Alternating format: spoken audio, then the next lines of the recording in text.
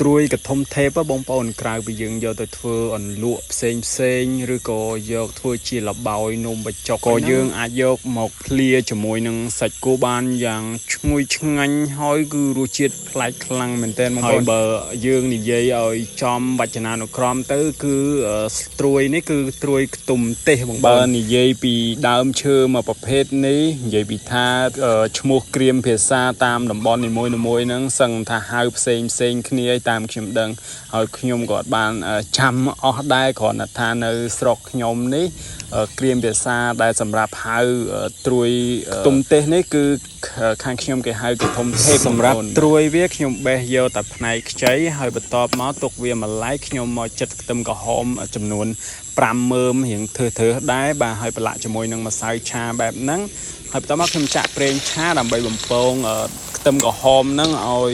វាឡើងកលាតឡើងជើងក្រង់ដូចក្រហមនៅក្នុងរូបអញ្ចឹងណាបងប្អូនបាទហើយបន្ទាប់មកខ្ញុំដាក់នៅលើ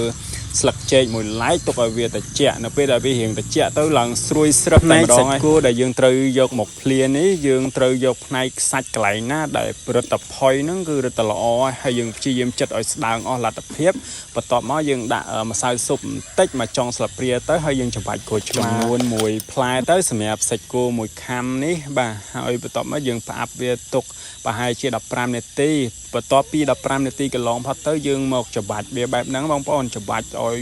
វាឡើងស្លេកសាច់គោហើយឲ្យអស់អាទឹកក្រហមហ្នឹងអញ្ចឹងណាសាច់គោរបស់យើងហ្នឹងវារឹតតែផុយល្អហើយវាអត់ឆ្អាបទេហើយទឹកត្រីកោះកុងដែលខ្ញុំបុកទុកនេះគឺខ្ញុំយកមកដាក់ចំនួន2ស្លាបព្រាបាយបាទហើយបន្ទាប់មកខ្ញុំច្របាច់ក្រូចឆ្មាបន្ថែមទៀតហើយបងប្អូនភ្លក់មើលទៅបើសិន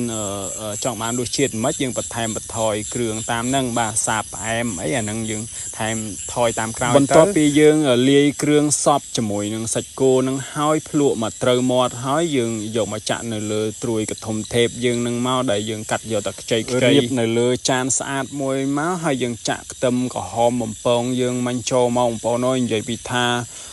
សាច់ភ្លាជាមួយនឹងកធំថេបហើយនឹងខ្ទឹមក្រហមហ្នឹងនិយាយពីត្រូវគ្នាហ្មងណាបងប្អូនសម្រាប់ភ្លាមកប្រភេទនេះមិនថាយើងញ៉ាំជាមួយនឹងបាយញ៉ាំលេងឬក៏ត្រជាក់អីទេនិយាយពីត្រូវគ្នាហ្មងឃើញនៅនឹងដៃខ្ញុំនេះក្រហមតិចច្រឡំថានំអីស្រួយទៅបងប្អូនតែមិនមែនទេទៅវិញនេះគឺជាងៀតគោពីខាងខ្ញុំដែលយើងកំពុងតែអាំងដោយយកចិត្តទុកដាក់បំផុតរហូតបានសាច់គោឡើងស្ងួតហើយឡើងក្រហមឈ្ងុយបែបនេះបងប្អូនហើយបន្ទាប់មកគឺយើងចាប់ដើមដាក់ថ្លឹងហើយវិចខ្ចប់នៅក្នុងថងទម្ងន់កន្លះគីឡូដោយបងប្អូនគ្រាន់តែទិញទៅនឹងគឺថាហែកតែពីថងអញ្ចឹងបងប្អូនទទួលបានងៀតគោយ៉ាងឈ្ងុយឆ្ងាញ់ហើយគឺថារក្សាទុកបានយូរមែនទែនបាទរឹតតែពិសេសទៀតនោះបងប្អូនហើយមកកញ្ចប់គេហ្នឹងកន្លះគីឡូហ្នឹងគឺតែ50000រៀលទេបាទហើយទទួលបានងៀតគោឡើងច្រើនបងប្អូនទិញយកទៅគឺថាមិនខុសបំណងត្មងខ្ញុំហ៊ាននិយាយថាអញ្ចឹងមើលនៅនឹងដៃខ្ញុំនេះគឺ